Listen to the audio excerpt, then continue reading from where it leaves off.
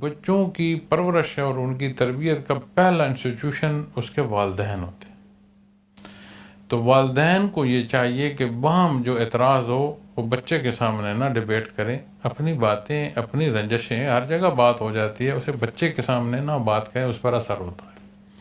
دوسری چیز جو ہے، اس کے سامنے جیسے آپ بیہیو کر رہے ہوں گے وہ ایسے آپ کو فالو کرے. تیسری چیز ہے کہ اسے ریزن دیں، وائی اینڈ وائی ناٹ، یہ کیوں کرو اور یہ کیوں نہ کرو. اور اس تمام میں جو بہترین چیز ہے وہ یہ ہے کہ اسے نبی کریم صلی اللہ علیہ وسلم سے اس درجے کی واقفیت دو کہ اسے معلوم ہو کہ اس کی نسبت کیا ہے آپ کے ساتھ. پھر اسوہ حسنہ کے جب اس کے سامنے واقعات بیان کرو گے، اپنی تربیت کا بھی سبب ہوتے رہیں گے اور اسے بھی ریزن دیتے رہو گے کہ یہ درست کیوں ہے اور یہ غلط کیوں ہے، چونکہ یہ نبی کریم صلی اللہ علیہ وسلم نے فرمایا.